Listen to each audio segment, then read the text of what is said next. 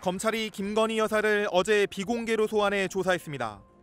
도이치모터스 주가 조작 의혹으로 고발된 지 4년, 명품 가방 수수 의혹으로 고발된 지 7개월 만에 첫 대면 조사입니다. 조사는 경호와 안전상의 이유로 서울중앙지검 관할의 정부 보안청사에서 이루어졌습니다. 오후 1시 반부터 시작해 12시간 가까이 진행된 조사에서 검찰은 김 여사와 관련된 2가지 사건을 한꺼번에 조사했습니다. 먼저 도이치모터스 주가 조작 의혹을 조사하고 있는 서울중앙지검 반부패 수사 2부가 김 여사의 주식 보유 경위와 주가 조작 관여 여부 등에 대해 질의했습니다. 이후 명품 가방 수수 의혹을 수사하고 있는 형사 1부가 가방을 받게 된 경위와 최재형 목사의 청탁 내용 등을 조사했습니다.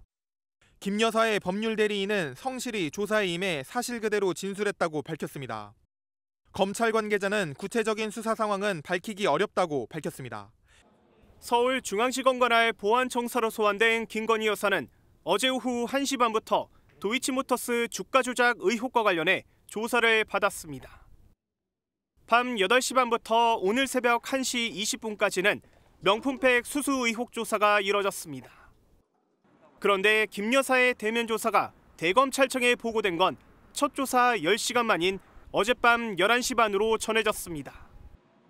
앞서 이원석 검찰총장은 여러 차례 성역 없는 수사를 해야 한다는 취지로 공개 소환 가능성을 열어뒀는데 실제 조사는 비공개로 이뤄졌습니다. 우리 법 앞에 예외도, 특혜도, 성역도 없다.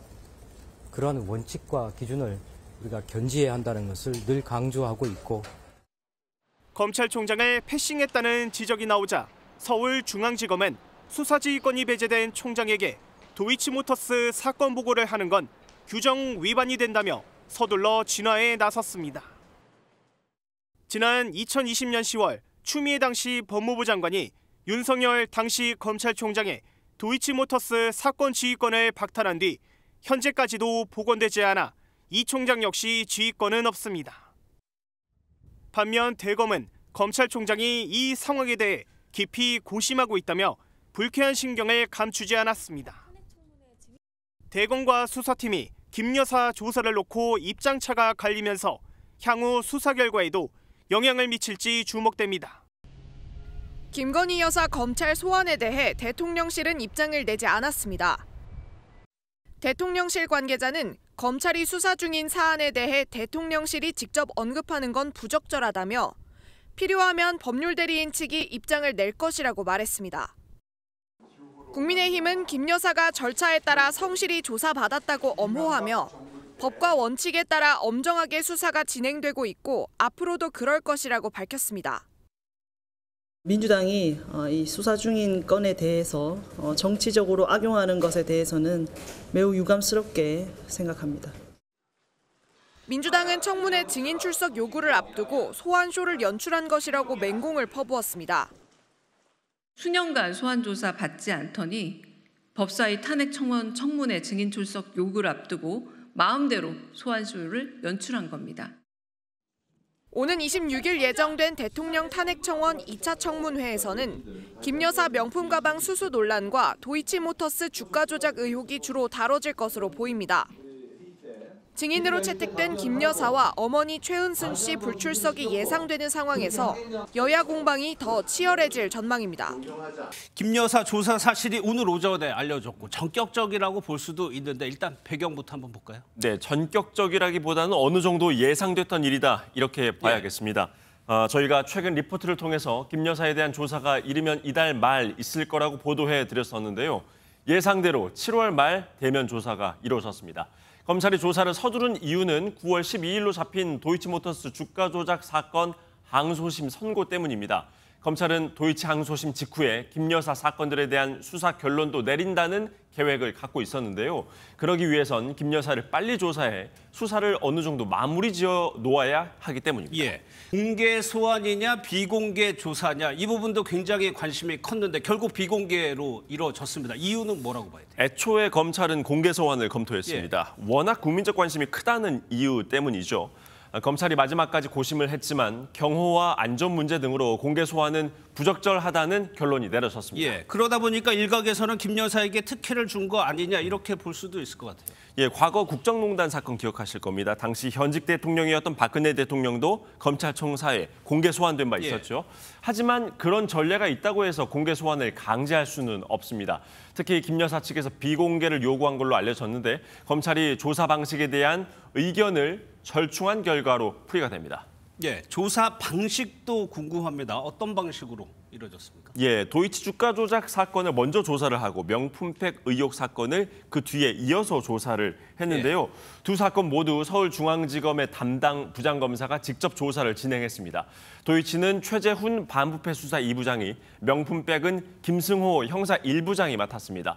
조사는 보통 주인 검사가 하는데 사건의 무게감이나 김 여사에 대한 예우 등을 고려해서 부장검사가 직접 나섰습니다. 예, 앞서 리포트에서 크게 두 가지 의혹에 대해서 조사를 했다고 했는데 여기에 대해서 김 여사가 어떻게 대답했는지도 좀 알려진 게 있습니까? 예, 김 여사는 제기된 의혹 대부분을 부인하는 취지의 진술을 한 걸로 보입니다.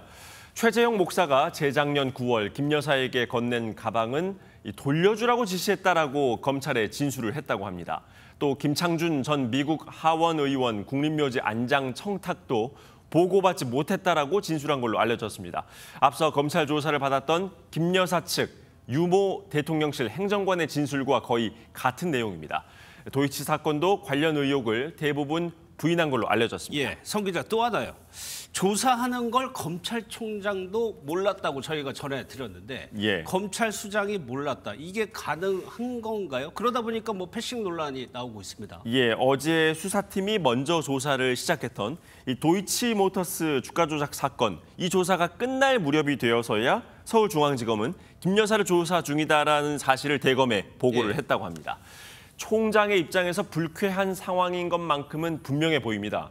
중앙지검은 도이치 사건에 대해서 총장의 수사 지휘권이 배제돼 있기 때문에 도이치 사건 조사가 끝나고 나서 대검에 통보를 했다라는 입장인데요.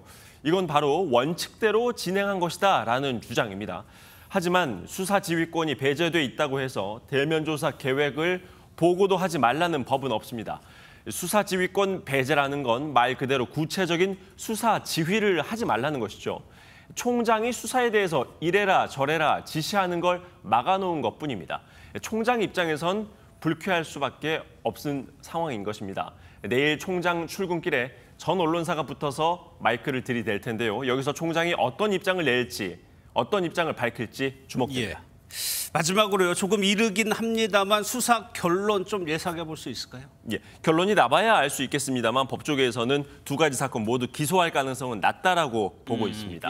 명품백 수수 의혹은 청탁금지법상 배우자에 대한 처벌 규정이 없습니다. 도이치 사건은 주가 조작에 적극적으로 가담했다는 증거가 추가로 나오지 않으면 기소가 쉽지 않습니다.